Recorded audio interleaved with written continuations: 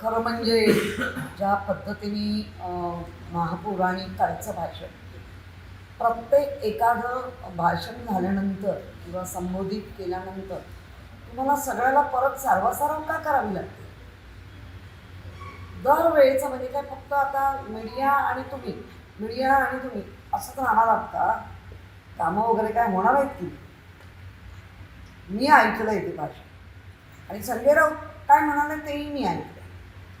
एक मोठं वादग्रस्त महाराष्ट्रामध्ये काय असं म्हणजे त्यांचा काय इन्सर्ट झाला, कारण मला ते ऐकलं पाहिजे तर मग मी सांगू शकते पुढचं. जैन मुनींची खरातांसोबतची तुलना आणि नको ते म्हणजे अवयव कुठे काय केलं असेल म्हणून ते अशा संदर्भात ते बोलले म्हणून त्या संतापल्या असं त्यांचं म्हणणं आहे. मी ते ऐकलं मी त्यांचं जेव्हा ऐकलं तेव्हा मला असं वाटलं की त्यांनी जे घशाचे 2 वर्षाचे प्रॉब्लेम आणि गुरुमुनींमुळे मुनींमुळे मला बरं वाटलं. पण निश्चित त्यांनी जर योगा दिला असेल आणि योगाच्या माध्यमातून उद्भिद पारायण केलं असेल प्राणायाम, तर त्याला 2 वर्ष नाही लागली, हे तितकंच खरं. सोबतच काल महापौरांच्या कालच्या भाषणात म्हणजे आणखी ते असंही म्हणाल्यात ताराराणी या जैन होत्या. खरं म्हणजे आता इतका मोठा तो इतिहास आहे आणि त्या ताराराणींचा इतिहास अशा पद्धतीने वळवत असतील आणि ते पण मुळात त्या मराठा समाजातल्या आहेत. आपल्याला माहिती आहे त्यांचं संपूर्ण बालपण किंवा एका पाटील याच्यामधनं गेले, मोहिते पाटील या ह्याच्यातनं त्यांचा इतिहास सांगते, आम्ही नाही इतिहास बोलतो. कोणाच्या कुठे बरोबरी करताय? बरं, तुमचा समाज जो आहे तो हिंसा आणि अहिंसा, आपण ज्या तारांनी केलंय त्यांना मुंगी पण मारली नाही पाहिजे असा जैन धर्म सांगतो. मुंगीचा पण प्राण घेतला नाही पाहिजे. मग एवढा मोठा प्राण जैनांच्या एका काय विरोधाभास आहे हा पुरा विरोध. कशासाठी हा खटाटोप चाललाय? म्हणजे हिंदू मुस्लिम होऊन गेलं, आता हिंदूंमध्येच असं लढायचं. 12 बलुत्यांमध्ये लढवून झाले, ओबीसी नको, हे नको, ते नको, मराठा वेगळा झाला. हिंदू धर्मामध्येच आपण आता विभागले जाणार. म्हणजे ह्याच्या आधी अनेक धर्मांबरोबर लावून झाले, आता हिंदू धर्मांमध्ये आपण मुनी आहात. आपण समाज घडवा, नक्कीच तुमचा आदर आहे, पण समाज घडवत असताना इतिहास बिघडवू नका आणि चुकीचा इतिहास सांगू नका आणि शौर्याच्या गोष्टी तर तुम्ही करूच नका. प्रत्येकाचा एक स्वतःचा एक स्वभाव आहे, प्रकृती आहे. त्या प्रकृतीला तुम्ही कसं काय आता नाकारताय? तुमच्या पूर्ण त्या प्रार्थनेमध्ये हिंसेला हे नाही आहे की अहिंसा. इथे आपण म्हणतोय की मुंगी पण पायाने नेली नाही पाहिजे.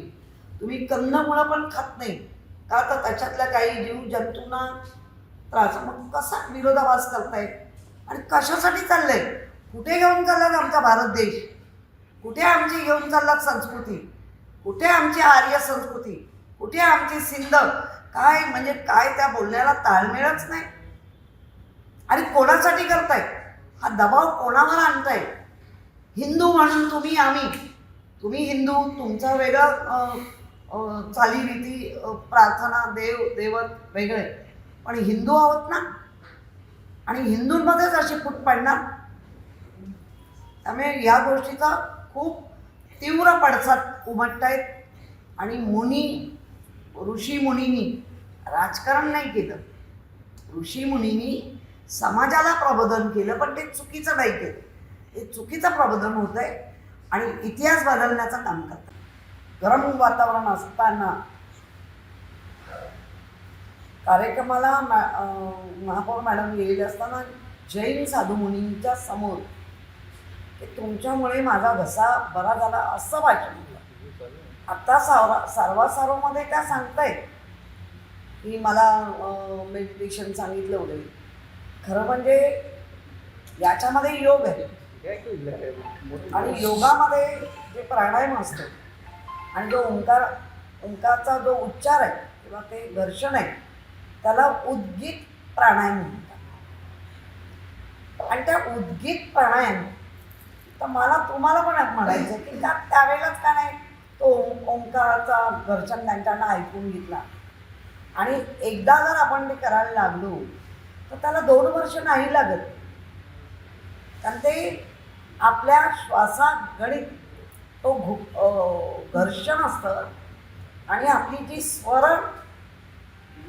नलिका आहे स्वर त्याच्यावर दाब येऊ जो काय आजार असेल नसेल मला नाही माहिती, पण तो बरा होतो. पण त्याचं म्हणत असेल 2 वर्ष मला लागली आणि ह्यांच्यामुळे झालं. तर मग ते लोकांना आता वाटायला लागलं आहे की सगळेच राजकारणी लोक असं का वागायला लागले आहेत. मी त्या गुरुजींचा आदर करते, त्यांचा अनादर नाही, पण आपल्या कृतीतून किंवा आपल्या बोलण्यातून त्यांचा अनादर व्हावा असं काच बोलावं. आणि जर तुम्ही म्हणताय की तो आजार बरा झाला तर ते आजार बरा करताना तुम्हाला ज्याने तो शिकवला, कारण तो कुठलाही योगा हा शिकवल्याशिवाय येत नाही आणि तो जर शिकवला तर तेवढा वेळ 2 वर्ष घशाचा आजार बरा व्हायला वेळ लागेल, कारण ते घर्षण आहे. ते दिवसातला 2दा केल्यानंतर आपला म्हणजे आपण जर गायक पाहिले तर ते जास्तीत जास्त उद्गीत प्राणायाम जास्त करतात, कारण कंठातून काही त्यांना स्वर द्यायचे असतात. माझा अभ्यास तेवढा नाही, पण आम्ही जेव्हा करतो म्हणजे मी ओंकार करत नाही आणि त्याला खूप एनर्जी लागते आणि ती उष्ण एनर्जी, मुळात माझी तब्येतच उष्ण असल्यामुळे नंतर उलट त्रास होतो. त्या मी प्राणायाम करते, साधा प्राणायाम करते, ऊर्ध्व प्राणायाम करते, बाकी काही करत नाही. असून ते अगदी सगळ्या राज्यांमध्ये ज्या पद्धतीने हिंदूमध्येच बटवाडा होतोय, आपण वेगवेगळं स्टेटमेंट करून वेगळे करताय, मग आम्ही मराठा हिंदू ते अशा पद्धतीने जात असेल आणि प्रत्येक वेळेला जैनांचं करून मराठा आणि जैन किंवा जे हिंदू यांच्यामध्ये विभागणी केली जाते का? आणि मग जे आपण त्यांना म्हणतोय जे जिहाद लव जिहाद वगैरे, हा जैन जिहाद आहे का? तसं आता प्रकरणं वाटायला लागली की कशासाठी करताय? आपण सगळे एक आहोत, हिंदू आहोत. तुमचं काम होतं, काम आहे, तुमचं आचरण आहे, तुमचं खाणं पिणं हे वेगळं आहे. आणि त्याच्यामध्ये जी आपली आत्ता पण तुम्ही बटालियन गँग ज्या आपल्या तुकडे सैन्यामध्ये पण त्या वेगवेगळ्या आहेत. त्याच्यामध्ये क्षत्रियांची तुकडे वेगळी आहे. अशा सगळ्या असताना असं का विधानं केली जात आहेत आत्ताच? असं कुठलं अभय दिलं जात आहे? हे खरातलं तर राजकीयच अभय मिळालं. मग राजकीय अभयामध्ये तुम्ही या गोष्टी करून वेगवेगळे गल्ली मोहल्ले वाढवणार का?